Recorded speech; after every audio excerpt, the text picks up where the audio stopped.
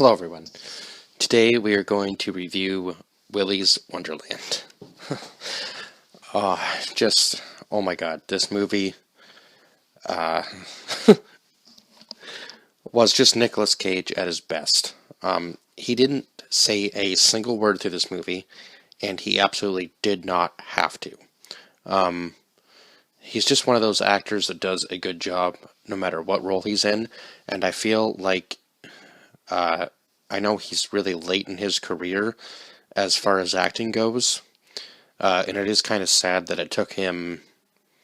I feel like he's doing the movies he was always meant to do now since about, I would say probably 2018, I believe was when Mandy came out, or it might have even been 2017. I can't remember the exact date on it, but I would say he's doing those movies that he's meant to do now where he just goes on a random killing spree for no reason. Well, I shouldn't say for no reason. But in this movie, there was less of a reason for it, I suppose, other than to pay his debt that he owed, I guess, for his car. But it seems that the town of Hayesville, which is in Nevada, I guess it's an actual real town, so this is kind of an interesting story. So he is traveling down this road. We don't really know much about him. He's kind of, I guess, he seems to be like some sort of drifter, and he gets caught in this town of Hayesville due to the fact that he ran over these spike strips from these cops that I guess they left out on this road. Why they would leave them there, I don't know. But then we find out that they left them there for a good reason, obviously because they are trying to get people into the town on purpose. So he gets there. Now, he doesn't speak in this movie, and he didn't need to. It was actually a perfect performance from Nicolas Cage with absolutely no words needed to be said by him. He just did this flawless performance. And I'm a huge Nicolas Cage fan, so I'm actually looking forward to now reviewing more movies of his, just because this really got me back into Nicolas Cage. So we start off where his tire gets flat, so he goes and now in the movie he's only cast as the janitor. He doesn't say his name, he doesn't give away any information, and that's perfect for what this movie was. So he runs into Jed Love, who is the tow truck driver. So obviously he had to call him, but it doesn't show that, which isn't even important to the movie. So he's with Jed, and then you meet this character, Liv, who's trying to burn down Willy's Wonderland due to the fact that they already know that all the animatronics inside the Willy's Wonderland are cursed. Now, we don't know that yet. We don't know why they're trying to burn down Willy's Wonderland or anything. We just know that it's closed at the moment. And the new owner is Tex Makuta, played by Rick Reitz, and Liv was played by Emily Tosta, and what we believe to be her mother at the time, Sheriff Lund, played by Beth Grant.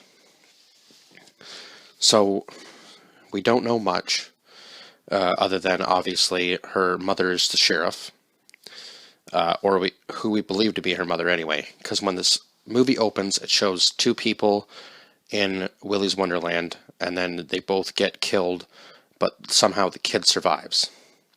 So it turns out that Liv was actually the daughter of the two people from the beginning of the movie, and Sheriff Lund decided to take her in as her own after her parents were killed, and obviously we have Liv kind of rebelling against against Sheriff Lund, because she knows there's something not quite right about everything that's going on. Sorry, I just my nose is dripping. So she knows there's something not quite right about Sheriff Lund, so she's always trying to rebel. Sheriff Lund kind of shows her love in some sort of really weird way. So we find out that actually the town is kind of cursed. The town of Hayesville is cursed as we go along. So in order to pay off his debt, Nicolas Cage's character, the janitor, does this overnight stay at Willy's Wonderland. Now they lock him in, and they lock him in because they're trying to sacrifice him just like they've sacrificed people in the past. Only, it turns out that Nicolas Cage is a complete badass, just like he has been in his previous movies. I would say right from Ghost Rider. Like, Ghost Rider was just a really good movie as well. But he really is outdoing himself as far as that goes in these kind of movies. So he gets locked in, and then obviously the animatronics start to come to life.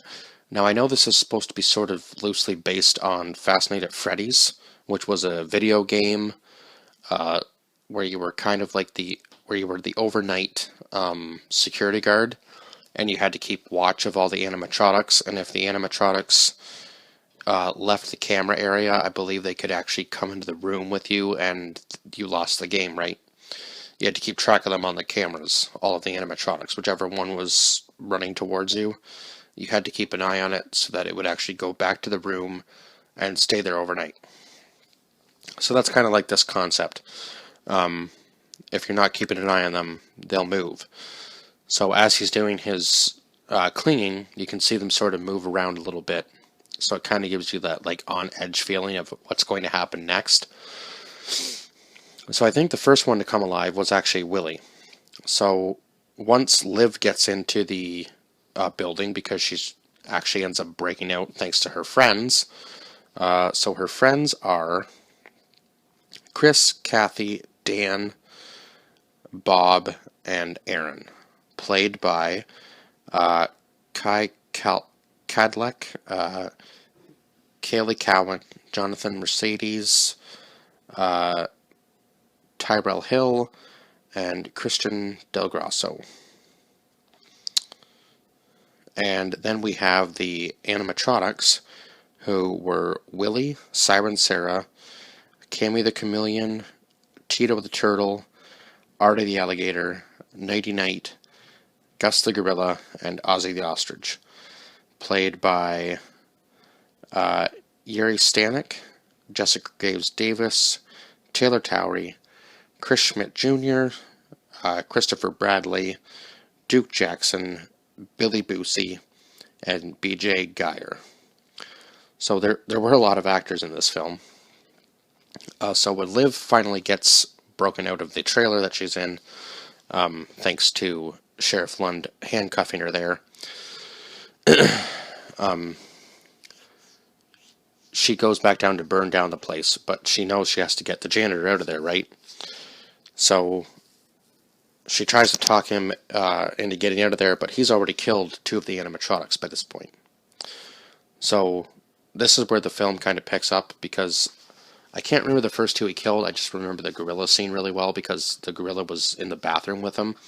And so right from the beginning of the film, he has these energy drinks with him called Punch. Now, I didn't really think these energy drinks were going to mean anything to the film, and I have watched a couple other reviews on this film just to kind of see what they thought of the drinks, and they didn't really think much of it other than just he was kind of addicted to the drinks. But I think I've kind of put two and two together with that. So I believe the energy drinks were more than just energy drinks for him. I actually do believe that the energy drinks might have been what were honestly keeping him alive, and I think they gave him some sort of superhuman strength, because he has a watch on, and now Tex told him that he needs to take breaks, because I don't know whether there was something to it, something more to it. Take breaks because you don't want to wipe yourself out, somewhere along those lines. So he actually has an alarm set for every so often. And I'm not really sure the actual time interval because they never show that. But he does have a watch set with an alarm. So every so often he'll actually go and grab one of these drinks. And I believe that they were actually giving him some sort of abilities, because in one of the scenes he literally stops and gives Liv the knife and walks away from the entire situation in order to go and have one of these drinks. So I believe they were actually giving him some sort of powers and maybe even keeping him alive. So that's kind of an interesting concept. because he never left the drinks alone. He found a fridge, put them in the fridge, and then would go and have them every so often. And so he's a pretty simple man, I would say. I think he obviously didn't know about the animatronics. He had no idea the story. So I guess the story is Willy and his crew were serial killers. So they'd have these, I guess, birthday party things, and then they'd take these families into like this back room for like this special event sort of thing, and then they'd end up killing the family along, like, didn't matter. They just wipe out the family. So when the cops finally found out about what Willy and his crew were doing, they decided to go to Willy's Wonderland and break in, but by that time, Willy and his crew had performed this satanic ritual, and they'd all killed themselves.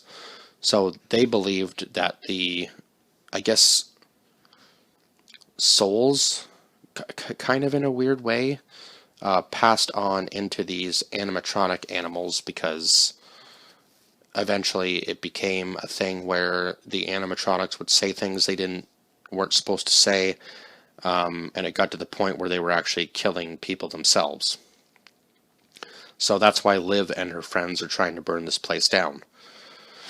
So Liv decides to go inside and try to talk the janitor out of the place right before they burn it down. He doesn't want to leave because he's already killed 2 of them by that point, so he just keeps killing them. And this is where the film just takes off in a good direction, because it was kind of slow to start, a little goofy, but then it just gets more and more violent as it goes along. So the animatronics end up killing all of her friends except for Liv. And then when the sheriff finds out about what's happening, she goes and tries to save them. She gets Liv out of there. One of them somehow gets out of the building. I'm not really sure how. Ends up killing, I believe, the deputy. Now, who was the deputy, actually? I can't remember. And I don't see his photo here, so that's weird. But anyhow, he ends up dying. And you think Liv actually kills the one that's in the street with her. Turns out she doesn't. Somehow one of them lives through the night. I'm not really sure how. I believe it was... it was Siren Sarah that somehow lived through the night. And she ends up blowing up Jed Love and Tex Mikado at the very end of the movie. But this was already after Tex Mikado and Jed come back, and they're like, there's no way in hell that he lived through the night, right? They're thinking they're just going to add another car to their collection, it's all fixed up for them, blah, blah, blah, blah, and then they go in and he's still alive. So, and now they're thinking, oh well, now that all the animatronics are dead, we can maybe actually reopen this place, we don't have to sacrifice anybody else, and then Siren Sarah just blows all 3 of them up. And Liv actually comes back and gets in the car with him and leaves with him. So there was kind of some sort of like weird connection between the 2 of them right from the beginning of the movie. I know he doesn't talk, so he just kind of does most of his acting like through looks. So I guess they were kind of inadvertently had the same goal. I know he wasn't there just to kill the animatronics. He was obviously there due to unfortunate circumstances, and he just happened to kind of meet her, and they just kind of fought together to eventually defeat them all. So that was kind of a very interesting storyline, and the fact that she left with him made sense for her, because she's obviously not going to stay with Sheriff Lund, because that would just make no sense for her, because Sheriff Lund sacrificed her parents, right, and then took her in, so she obviously doesn't want to be with her anymore, because eventually I have a feeling Sheriff Lund would just end up probably killing her herself, which, yeah, she was a very weird character. Kind of seems odd to make a deal with animatronics that are possessed by real murderers. But hey, I guess if you think that they're not going to leave your town alone, I suppose that's maybe what you would do. But thanks to Nicolas Cage's character, the janitor, all of them ended up dying. And at the very end, he actually hands Liv one of the drinks that he had. So I'm kind of interested whether there's going to be a sequel to this movie, because it seems like maybe they're going to go somewhere else and kind of have like the same thing happen to them, maybe. Or maybe not Willy's Wonderland, maybe some sort of other amusement park thing would be kind of cool to see the two of them just fight for a whole another hour and a half. I think that would be awesome. So I'm going to give this movie a 10 out of 10, just because it did start off slow, but then as it built up and the action sequences were happening, it just got bloodier and bloodier, and it was just a perfect Nicolas Cage movie, exactly what I want to see out of him. Continue to do this kind of role, because yeah, it just makes sense for him to do these kinds of movies, and just a non-speaking act is perfect for him. So yeah, I have to give this movie a 10 out of 10. I mean, I like any Nicolas Cage movie, really. I'm just a fan of Nicolas Cage. But I would say this was one of the best movies I've probably seen him in. And I know this got a bad rap, but I don't know why, because I thought it was really good. And maybe that's a little bit of bias in me because I'm a Nicolas Cage fan, but I would say a slow start, and then it picked up, and as it got further into the movie, it wasn't really scary. There were no jump scares. I thought there were going to be more jump scares as opposed to what there were, but it started off goofy and kind of got better as it went. But yeah, it didn't seem to matter. Even putting him in cuffs, he just broke the cuffs. So that's what I mean. Like, I believe that the energy drinks were giving him superhuman strength. So there was something about those that were more important than just, I'm addicted to energy drinks, which everybody else thought. So there was definitely more to that. I believe that they were giving him some sort of actual powers to be able to defeat the animatronics. And the finishing battle between him and Willy, absolutely insane. You think that Willy's going to win, because when Willy finally wakes up, he looks like he's completely slashing him to death, and then the janitor falls in the ball pit and gets back up and just takes the rest of the cans out of the fridge and fills a bag with them, and has like two broomsticks taped together that are like kind of like a spear type thing, and just demolishes him and then rips his head off. It was just, so bloody. And each time he killed an animatronic, he didn't care at all. He just cleaned up even more, went back in, changed his shirt, and went back out and killed another one. So it just, he just had no care in the world for what was happening. He was just like, this is happening, and I'm going to kill all of them. Because even at one point, Liv says to Sheriff Lund, they're not trapped in here with him, or he's not trapped in here with them, they're trapped in here with him, which is actually a line from The Watchmen. So I thought that was funny that they threw that in there, because it was kind of like that same sort of scenario, which was just epic. I was like, kind of cheesy, but also really works well with this film. So I think that's about all I can say. I really have no criticisms of this film other than the slow start, but I still give it a 10 out of 10, because after it picked up, it was excellent. So they gave it a 5.5 out of 10 on IMDb, and I think that's an extremely low rating, because, yeah, even though, I don't know why that film got such a low rating on here. It was just good. It was just a good movie. Like, I highly recommend actually going to see this. It is on Netflix, and it is on Amazon Prime for $4.99. And if you don't have one, I guess you can buy it on Prime. And I believe it's actually available on like the regular just TVs and movie app too on Xbox. I don't know if there's one for PlayStation, but if there is, it's available on there probably as well. So other than that, that's all I can say about this movie. So like, share, subscribe, and I guess at the very end they end up hitting the one character or one animatronic that you thought Liv killed at the end, and it just kind of explodes into pieces. So I'm not really sure where they're going to go from this, but I'm hoping for a sequel to this movie. Would be awesome. I know I said that already. So now, as always, like, share, subscribe, and comment down below your thoughts on this film if you've seen it. If not, I would definitely say go watch it, because I think this is an enjoyable film for most people. And yeah, that's all I have to say, and I will see you guys in the next one. Bye-bye for now.